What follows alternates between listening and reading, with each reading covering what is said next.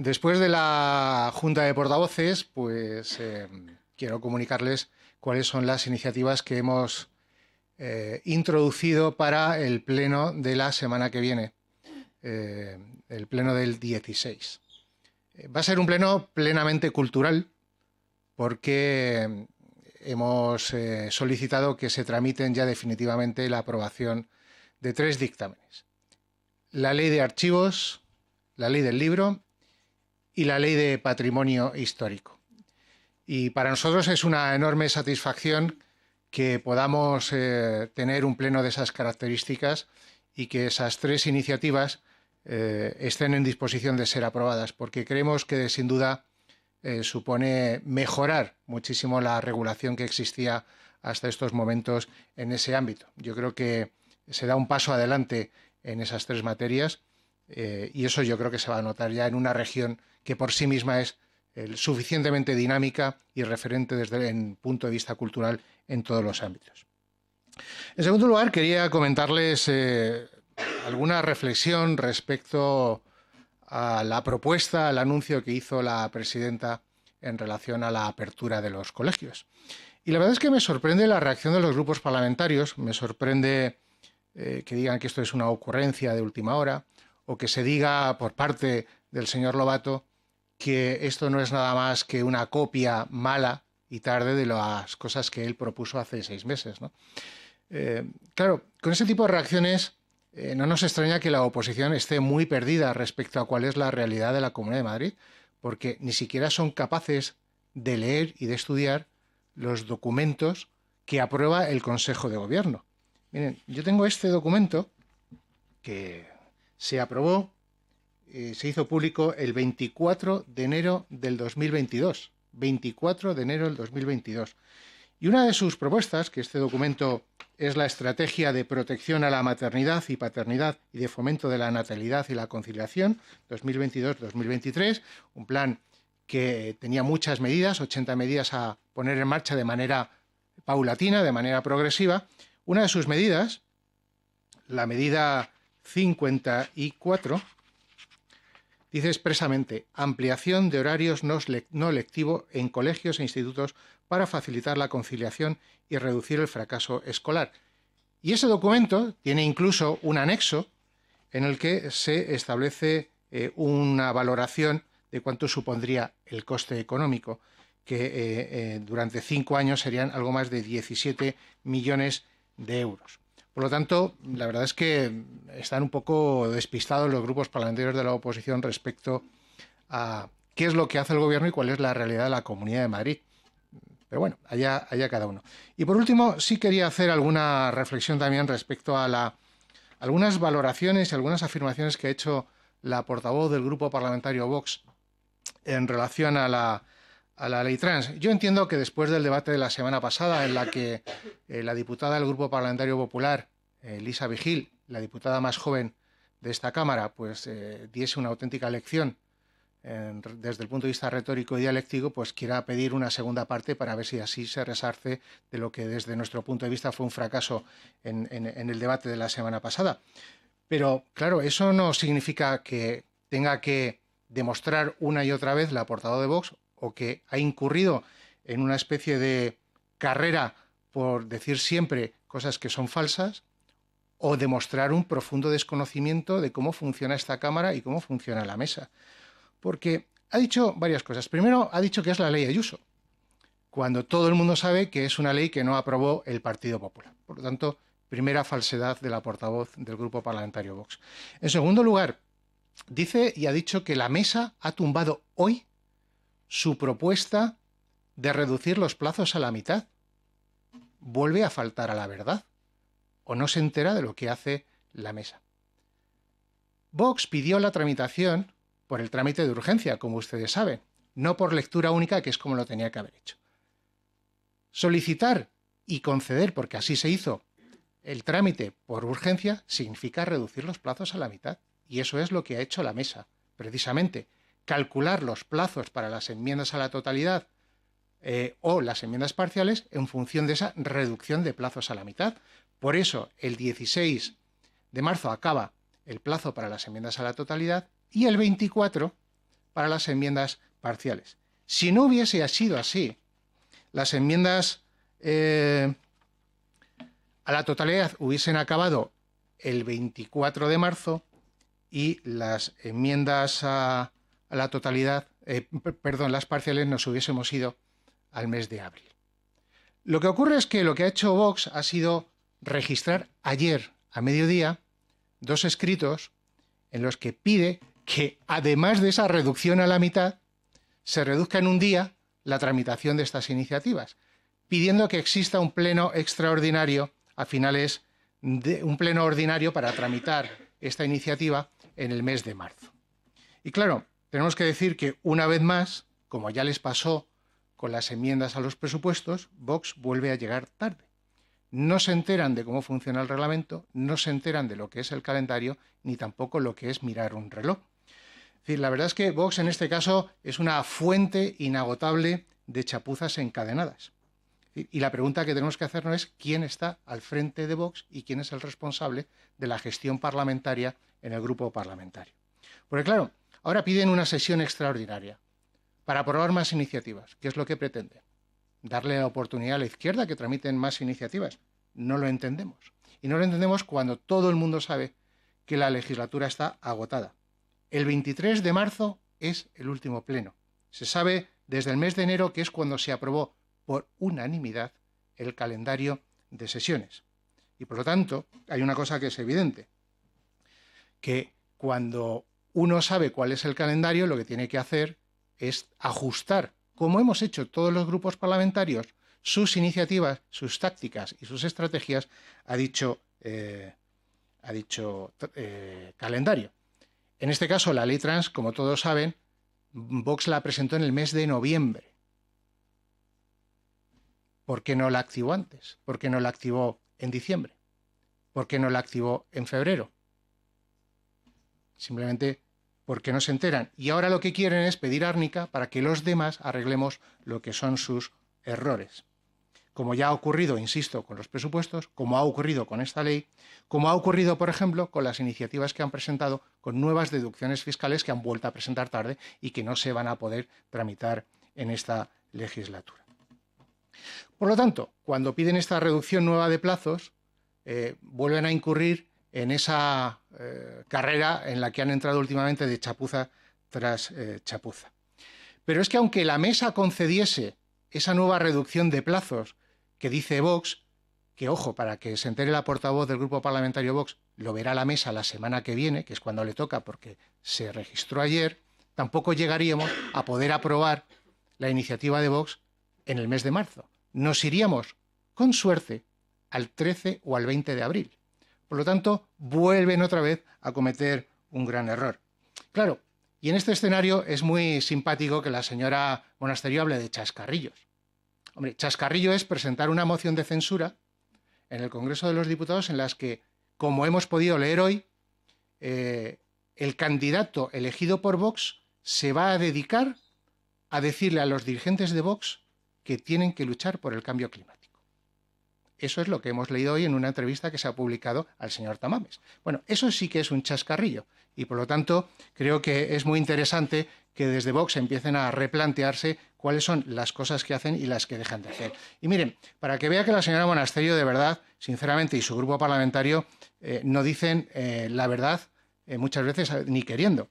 Miren, esto es un tuit que sacó y publicó Vox el 3 de marzo, después del debate de la toma en consideración de la Ley 2/16. Gracias a Vox se ha aprobado en la Asamblea de Madrid la derogación de la ley trans. ¿Esto es cierto o es falso? Ustedes pueden opinar. ¿Esto es cierto o es falso? Si es cierto, ¿a qué viene los trámites posteriores que está pidiendo? Y si es falso, ¿tiene credibilidad todo lo que hacen después? Yo creo que no. Y quedo a su entera disposición. Sí, buenos días. Quería formularle dos preguntas. Por un lado, insistiendo con los anuncios en materia educativa de la presidenta, hemos escuchado aquí las críticas del resto de los grupos. En concreto, la señora Mónica García ha llegado a decir que esto es cínico, que llega tarde, que por qué no lo ha hecho cuando ha estado en el Gobierno durante 4 años. Me gustaría saber por qué esta medida se pospone, si es una medida electoral, como le acusan. Y después, otro asunto, en este caso vinculado con la ley de igualdad y con el chascarrillo, como dice la señora Monasterio, que dijo ayer la señora Ayuso. Han criticado todos los grupos parlamentarios las palabras de ayer de la presidenta. Gracias. Mire, respecto a la medida de los colegios, evidentemente estamos en un mundo en el que las circunstancias cambian, las necesidades, las propuestas. Si todo estuviese hecho, si viviésemos en una realidad en la que todo ya existe, no habría propuestas, no habría programas electorales. Los programas electorales existen porque hay realidades que son cambiantes y siempre hay necesidades que hay que cubrir. Por lo tanto, ¿que llega tarde? Bueno, pues como todas las propuestas de Más Madrid o las de Podemos o las del Grupo Socialista, incluso en el Gobierno de España, porque ellos llevan ya 5 años gobernando y hay muchas cosas que también estamos esperando, ¿no? Es decir, evidentemente yo creo que hay que ser coherente, ya que decía el señor Lobato, respecto a lo que se le exige a los demás, porque claro, uno tiene que recordar como, por ejemplo, la izquierda y el Partido Socialista y el señor Sánchez decía que no podría dormir jamás con Podemos en el gobierno, pero ahora tiene varios ministros. Decía no es no a tener nunca acuerdos con Bildu y Bildu es socio prioritario. Dijeron que serían durísimos con los golpistas, con los que intentaron el golpe de Estado en Cataluña, bueno, y al final terminaron indultando a los condenados. Dijeron que iban a volver a recuperar el referéndum ilegal. ¿Y qué es lo que han hecho? Precisamente la supresión del delito de sedición. Dijeron, por ejemplo, que iban a ser durísimos y con un compromiso brutal contra la corrupción y lo que han hecho ha sido reducir la condena por algún modelo y algún tipo de delito de malversación. Dijeron que iban a defender a las mujeres y aprobaron la ley del sí es sí, que lo que ha hecho es reducir las condenas a más de 750 abusadores y violadores por el momento. Y por lo tanto, esa es la realidad. Dijeron que querían abolir la prostitución por la mañana, pero después por las noches se iban de prostitutas, ¿no? Bueno, esa es la coherencia de la izquierda al respecto.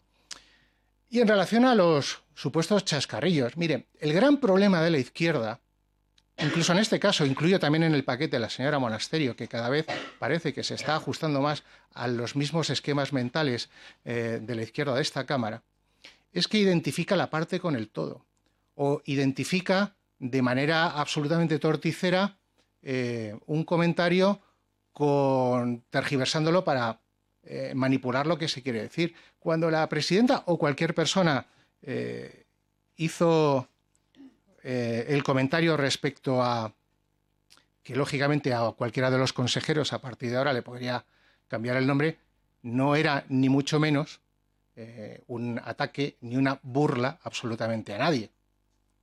Es una severa crítica a una ley, a plantear la autodeterminación de género en los términos que está planteado, de manera que cualquier persona simplemente vaya al registro civil y diga, ahora soy mujer, ahora soy hombre.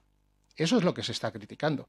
Y por lo tanto, cuando se pretende vender ese tipo de comentarios como ofensivo hacia las personas trans, es absolutamente falso y falaz. Y lo saben. Lo que pasa es que pretenden identificar el contenido de una ley con las personas a las que, en teoría, se les puede aplicar.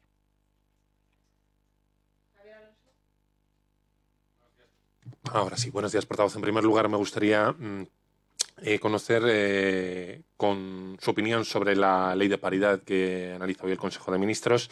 A la señora Ayuso, por lo que le escuchamos ayer, no parece que le guste mucho, incluso iba a decir que no la necesitábamos en la Comunidad de Madrid. Me gustaría saber si usted comparte esa opinión o la del señor Feijóo, que la aplaudió diciendo que era una directiva que venía de la Unión Europea propuesta por el PP y que por tanto no quedaba otra que transponerla. Me gustaría conocer también su opinión sobre el 8 de marzo, que mañana se celebra, en qué posición va a estar el Partido Popular.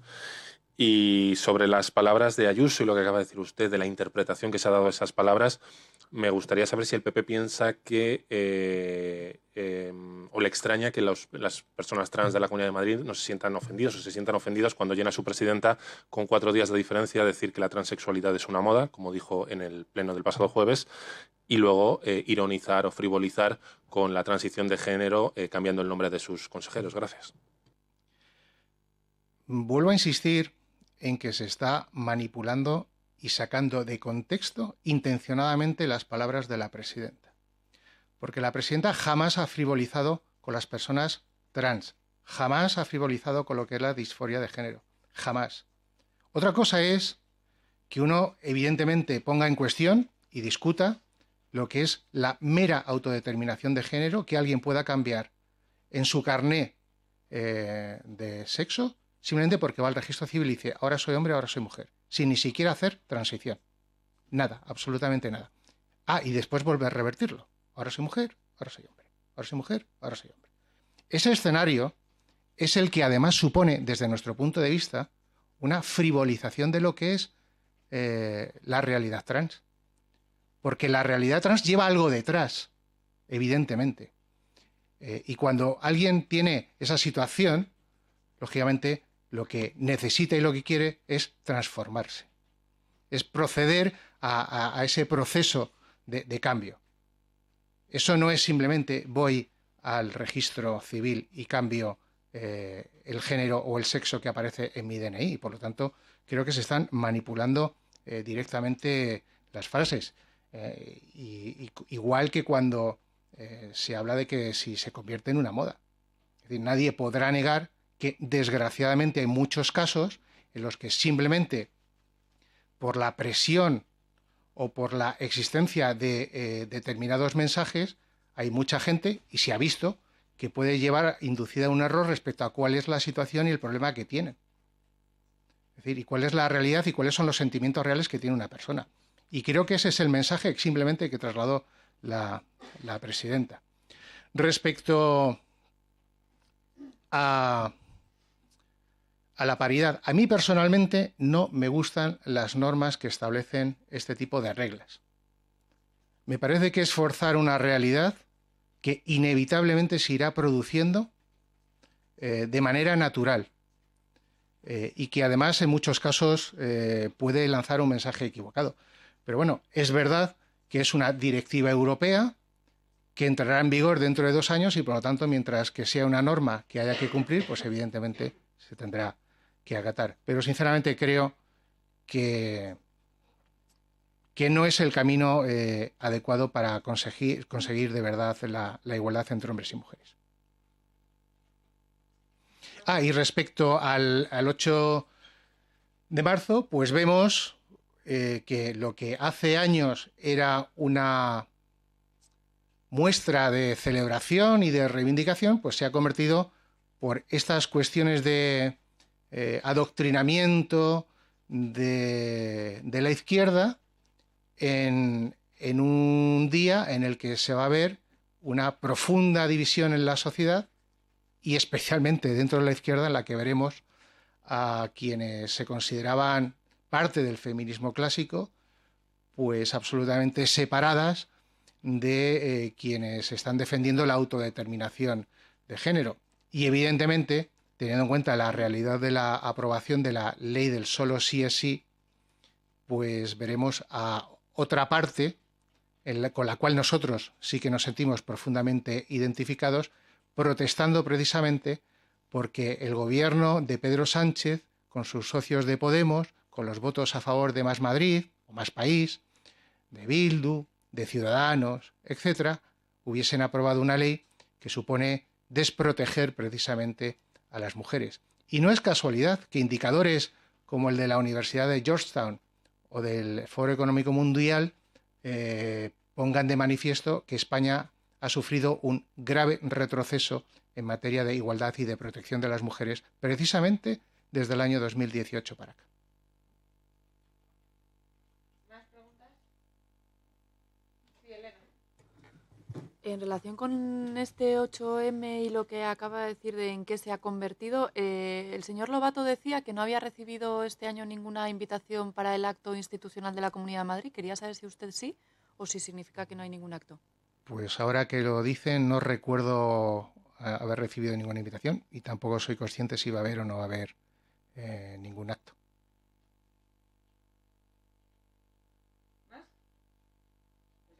Muchas gracias.